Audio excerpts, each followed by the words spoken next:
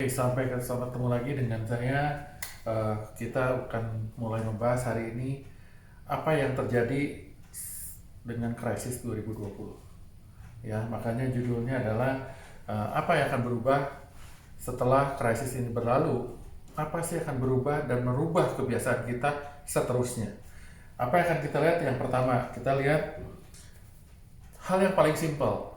Orang tadinya bekerja di kantor, punya office, ada office-nya gede, office-nya kecil, orang bekerja di office. Tapi dengan situasi sekarang, orang terpaksa mulai bergerak kepada work from home, nggak ke kantor lagi. Kegiatan di kantor dibatasi. Ya. Tapi ternyata masalah belum tentu selesai sampai situ. Kenapa? Pada waktu situasi kembali normal, apakah semua orang balik ke kantor? Belum tentu. Malah diduga setelah krisis lewat, orang akan bekerja dari mana aja. Karena nasabah udah bisa nyoba, saya bekerja mau di kantor bisa, mau kerja di rumah bisa, mau di halaman rumah bisa, mau di kamar bisa. Saya mau kerja event nantinya, saya mau kerja di cafe bisa, kerja event di semua tempat sama. Jadi orang akan bergeser dari work from office, move ke work from home, dan orang akan bekerja pada work from everywhere. Nah, ketiga perubahan ini akan merubah kita seperti apa? Saya akan tunjukkan di dalam chart berikutnya. Ini sedikit contoh aja, cuma saya nggak mau bahas, sebagian orang merasa bahwa kerja dari rumah dan dari kantor apa sih bedanya? Kadang-kadang ada orang suka, ada orang nggak suka. Ya, yang pasti kalau kerja di kantor ada jamnya. Ya, lebih dari jam kantor Anda dianggap lembur, kepagian juga nggak ada siapa-siapa. Tapi begitu kerja di rumah, ya atur aja deh, namanya rumah sendiri kan. Mau lebih pagi, mau lebih siang, silakan aja. Nah, tapi ada konsekuensinya juga. Otomatis dengan bekerja seperti itu, pada waktu bos Anda manggil, ayo kerja ini sesuatu yang perlu dikerjakan, Anda nggak bisa ngelak, nanti bos saya jauh dari kantor, tunggu balik, itu nggak bisa karena Anda di rumah. Ya, itu adalah perubahan yang akan terjadi, kebiasaan-kebiasaan yang akan berganti. Ya, dan tentunya bekerja di rumah juga ada plus ada minusnya. Sebagian orang nyaman, sebagian tidak nyaman. Sebagian nyaman, saya tidak pakai macet dari rumah ke kantor 1 jam, ada yang 2 jam, nggak perlu pulang dan pergi sejam pulang, atau 2 jam pergi 2 jam pulang. Anda nggak habis waktu itu, Anda save waktu 2 atau 4 jam tadi untuk lebih produktif. Tapi sebagian orang setelah beberapa lama di rumah mulai ada yang bosan, ada juga yang mulai, dia anak saya nih gangguin, saya jadi nggak bisa kerja, macam-macam urusannya. Ya, tapi yang pasti adalah pasti ada plus ada minus di office maupun di rumah.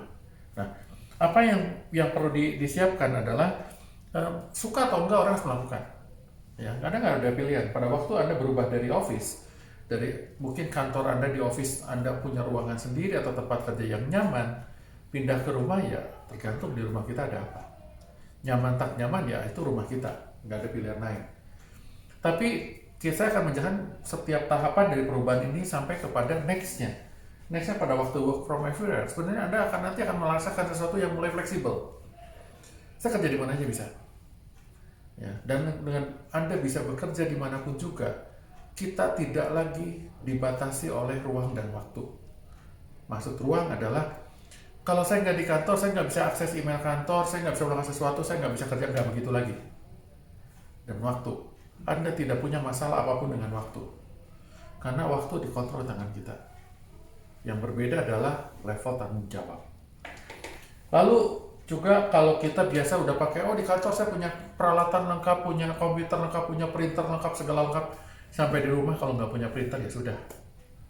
Karena sebenarnya kan menggunakan alat yang mungkin Anda bawa. Kalaupun alat kantor yang dipinjam, paling maksimal kalau nggak HP ya notebook, nggak lebih dari itu. Jadi kalau Anda ngerasa, notebook saya layarnya kurang gede, saya pengen lebih gede, ya Anda kudu modal sendiri, beli layar gede, sambungin ke notebook Anda. Kalau di kantor kemudian notebook saya, komputer saya dapat PC yang layarnya lebih gede, saya bisa nonton. Nah, itu beda-bedanya.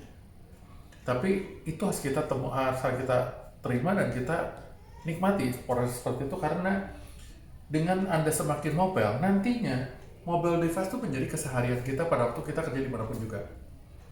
Bisa jadi orang hari ini masih nenteng-nenteng notebook kemanapun juga. Sebentar lagi notebook itu tergantikan oleh device yang lebih mobile. Ya, kalau saya bawa iPad, dan bawa handphone. Kan sebagian orang, saya notebook saya keberatan, saya mau ikutin pakai iPad atau even pakai handphone, bisa ya silahkan. Device-nya akan menjadi benar-benar fully mobile. Dari punya perusahaan, mungkin sebagian punya pribadi sekarang, ya kalau mobile device punya pribadi, atau mungkin sedikit perusahaan lah menyiapkan itu karena Anda bisa pakai sendiri juga. Tapi yang muncul adalah flexibility. Di kantor flexibility Anda terbatas. Biasanya sekitaran kantor. Ya, begitu sampai ke rumah, flexibility melebar. Ya, apalagi kalau rumah Anda di kota yang jauh dari Jakarta, Anda tinggal di Tangerang, jauh. Basically Anda bisa kerja di dua kota kan, di Jakarta kalau lagi di kantor, Tangerang lagi di rumah, dua kota. Tapi kalau Anda kerja di kantor saja, hanya bisa di Jakarta saja atau di Bandung saja, pilihannya itu. Dan semakin Anda work everywhere, Anda sedang di luar negeri juga jalan. Ya. Nah, mungkin sebagian orang sudah mulai seperti ini karena tugas dia memaksa dia untuk banyak keliling keluar kota, keluar negeri. Tapi nantinya mungkin semakin banyak orang akan seperti ini. Tapi ada resiko ya.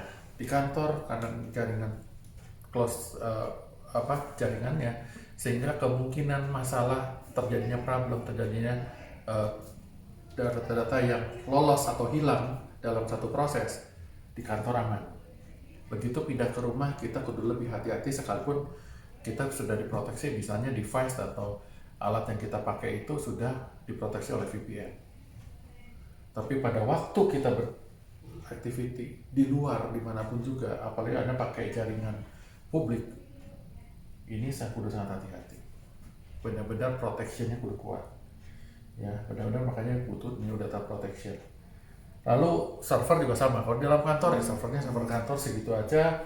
Kalau begitu Anda di rumah, Anda kudu lewat jaringan tentu untuk connect ke server kantor. Tapi nggak akan lama lagi perusahaan-perusahaan akan memindahkan server yang fisik kepada cloud computing, ya, adanya di cloud. Jadi dia tidak perlu menyediakan komputer yang besar lagi untuk stay di satu office, tapi ada di cloud untuk servernya.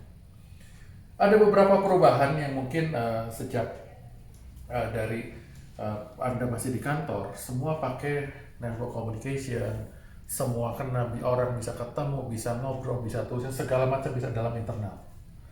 Pada waktu ke rumah, mulailah Anda ketemunya layar. Ya, Anda ketemunya layar. Atau paling kalau layarnya nggak nyala, paling suara, nggak lebih dari itu.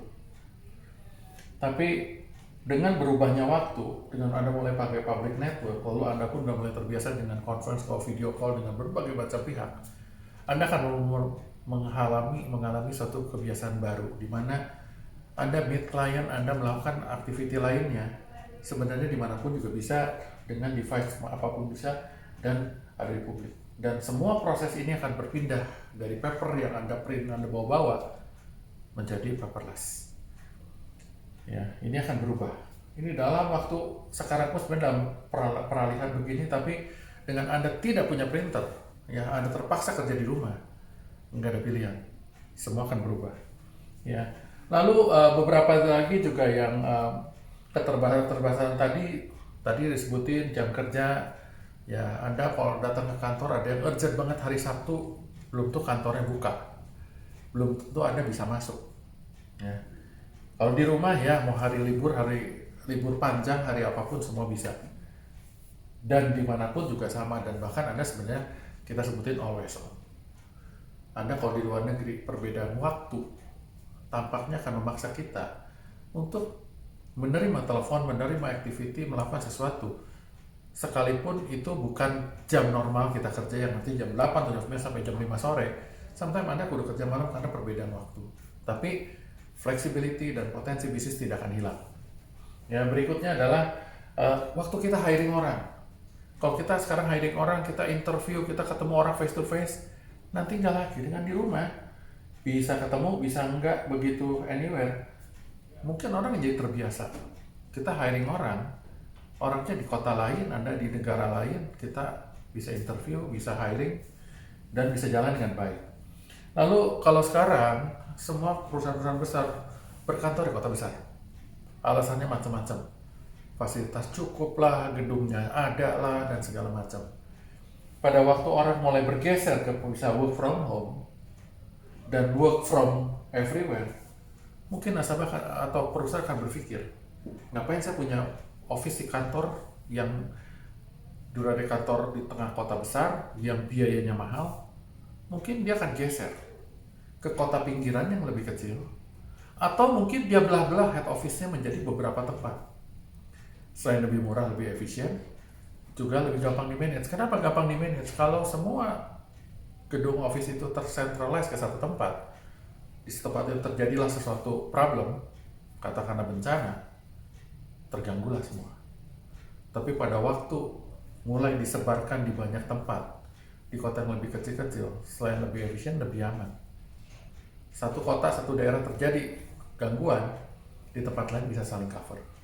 Jadi itu akan segera, mungkin headquarter itu akan pindah ke banyak kota-kota lebih kecil, lebih menyebar, bahkan lebih ekstrim lagi, nanti akan ada perusahaan nggak punya headquarternya ada di cloud. Kenapa? Karena dia udah cloud computing, server dia taruh di cloud, head office proses pun ada di cloud, orangnya enggak. Jadi sebenarnya dengan begitu, orang nggak ada punya kepentingan lagi punya kantor yang besar.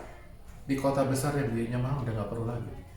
Bahkan sebagian activity kita juga kadang-kadang kita beli satu produk, ya menggunakan transaksi online. Kita pun nggak tahu perusahaan itu tuh kantornya di sebelah mana. Di kota A, di kota B, di kota C, yang penting transaksinya nyaman, selesai. Ya. Kita nggak peduli kalau Anda belanja di satu tempat online, coba dicek. Atau ceklah pada diri kita sendiri, kita tahu di mana nih alamat si head office-nya dari provider itu. Kita nggak tahu. Ya. Lalu berikutnya training, development, certification, semua tadinya face to face, in class dan lain-lain, nanti akan mulai berubah jadi virtual. Nggak ada lagi kelas training, classroom, group training, nggak ada lagi. Yang ada semua virtual. Sampai ke sertifikatnya jadi e-certificate, tapi tetap dilakukan dan fully virtual. Ya, jadi ada satu lagi yang mungkin berubah. Hari ini cost dari perusahaan biasanya fixed cost itu lumayan gede. Karena kenapa? Nyewa home office yang gede, dia punya server yang gede, punya peralatan yang banyak, akibatnya fixed costnya mahal. Dengan berubah work from home, sebagian biaya-biaya tadi udah nggak diperlukan lagi. Nggak perlu nyalain listrik satu gedung penuh. Akibatnya fixed cost turun. Yang naik adalah variabel. Ya, kalau variabel berarti related to output. Ya. Kalau sudah everywhere, dia nggak perlu punya office lagi, office-nya ada di cloud, biayanya jauh lebih murah. Orang pun dihitung, saya bekerja di luar kantor, saya dihitung bukan berdasarkan berapa lama saya bekerja di kantor, tapi berapa output yang saya hasilkan. Kalau berapa output yang saya hasilkan, nanti biaya perusahaan ini menjadi variabel. Kenapa? Saya dibayar berdasarkan output yang saya hasilkan. Dan ini yang diharapkan oleh banyak perusahaan. Perusahaan menghindari yang namanya fixed cost, kebanyakan dia geser kepada variable cost. Ini beberapa perubahan-perubahan di mana semua perubahan ini perlu terintegrasi. Perusahaan apapun dimanapun kita bekerja, apakah itu perusahaan jasa, perusahaan manufacturer, ya, atau just trading simple aja, semua akan terjadi perubahan, terjadi pergeseran, dan semua itu butuh solusi yang jelas, butuh planning yang jelas, dan butuh distribusi proses caranya berjelas. Saya jelaskan sebelahnya sini. Hari ini produk barang yang dikerjakan di pabrik dijual melakukan distributor ke agent, dari agent nanti masuk ke retailernya bisa pasar atau toko-toko, bisa juga supermarket, baru ke end user. Begini panjang. Tapi nanti setelah ini terjadi, mungkin kita tidak melihat lagi terlalu banyak distribusi. Kalau tadi pabrik ke distributor, masih agentnya sudah hilang, langsung ke retailer atau supermarket. Atau pabrik langsung ke distributor, langsung ke toko online. Karena udah nggak banyak lagi orang belanja di toko-toko biasa. Lebih ekstrim lagi, factory direct. Factory langsung jual, dari agent dibuang, dari distributor dibuang, retailer dibuang, langsung factory direct. Jadi mulai berubah ya, satu tahap hilang satu agent, langsung ke end user atau retailer, berarti cost ini hilang. Pada waktu mulai langsung ke toko online, ini hilang, mungkin ini juga hilang. Masuk toko online. Makanya kenapa kalau kita beli barang toko online lebih murah, kenapa? Harga keuntungan atau diskon yang diberikan kedua pihak ini, diskon itu dipindahkan kepada end user. Buat end user lebih murah. Lebih ekstrim lagi factory direct, dari factory langsung ke end user. Ya, either si factory ini buka toko online-nya, tapi yang pasti ini bukan barang baru sebenarnya. Di beberapa negara maju seperti di Amerika Serikat udah sering perusahaan itu menjual barang factory direct. Saya sebagai pembeli langsung beli ke pabrik. Biasanya aturannya adalah saya beli barang karena tadi udah mangkas begitu banyak layer 1, 2, 3 atau 1, 2, 3, 4. Saya dapat barang lebih murah. Dan biasanya aturan yang berlaku sementara ini karena di negara Amerika itu ada aturan customer protection, di mana barang apapun yang saya beli saya boleh kembalikan dalam 30 hari kemudian dan uang kembali. Aturan itu digunakan untuk ini. Bayangkan pada waktu tadi udah menggal beberapa layer tadi 1, 2, 3 atau 3 dengan ini. Kalau diskon sini 10, 10, 10, 30% hilang. Barang lebih murah 30%. Lalu yang kedua, sometimes pabrik ini punya masalah pada waktu jalur distribusi ini. Kenapa? Kadang-kadang distributor dia membanding-bandingkan karena dia pegang beberapa brand, dia support pabrik ini atau tidak support pabrik yang sana, mulailah ada pertengkaran atau pergeseran di antara mereka. Dibusuk ke agent juga kadang-kadang mulai ada clash karena agent merasa, wah margin kurang bagus, saya mau jual barang lain. Artinya dari factory sampai ke end user banyak masalah. Selain biaya tadi, diskon tadi banyak masalah. Dengan begini, factory ngatur sendiri mau ngapain.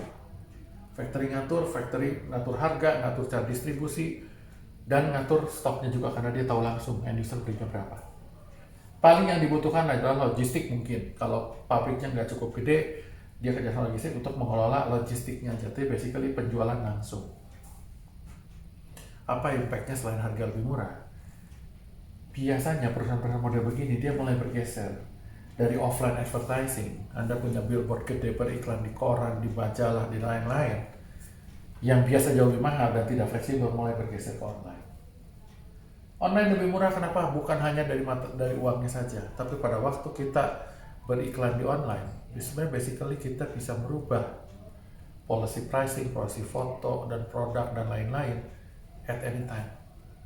Kenapa? Kalau sudah dicetak atau sudah dipasang di billboard, ya kalau mau ganti biayanya kudu bongkar dulu kan, sheetnya atau tampilannya dirubah dulu yang mahal dan sulit.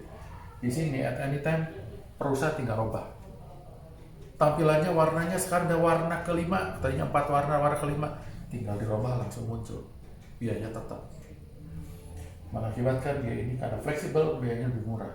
Tadi diskon buat para agentnya, masalah harus bekerja sama untuk promosi di dalam retailer atau di dalam supermarket juga hilang. Semua biaya ini menjadi cost saving. Bayangkan sekian besar, tinggal ini yang jadi biaya, ini jadi cost saving buat customer. Itulah masa depan. Jadi ini sesuatu yang saya pengen sedikit share dengan Anda semua supaya kita siap melihat situasi dan sebagai produsen, sebagai pengusaha, kita juga bisa melihat dalam persepsi yang berbeda. Kita siap dengan situasi tadi, kita siap dengan karyawan kita pindah kerja di rumah dan kemanapun juga. Kita berubah juga dari cara kita menjual, dari jalur yang biasa kita pindah. Ataupun juga kalau saya berposisi sebagai distributor, saya kudu hati-hati. Apakah harganya masih ada atau enggak? Jangan saya mulai tergeser. Kalau saya tergeser, saya siapnya di mana? Apakah saya udah punya plan B atau enggak? Apakah perusahaan logistik sudah siap enggak dengan proses seperti ini? Jadi perubahan akan terjadi, peluang banyak. Kenapa? End user tetap membutuhkan barang. End user tetap membutuhkan jasa. Yang berbeda adalah cara mendelivery jasa dan barang tadi. Dari jalur yang berbelit-belit dan lama menjadi makin cepat dan makin simple. Oke, itu aja share dari saya. Semoga share ini menarik buat Anda semua. Semoga bermanfaat. Kalau Anda suka, silakan Anda subscribe di Smart with Tiono, dan saya akan keep giving us lebih banyak informasi lagi, lebih banyak hal-hal lain yang mungkin berguna buat kita semua. Sekali lagi, thank you.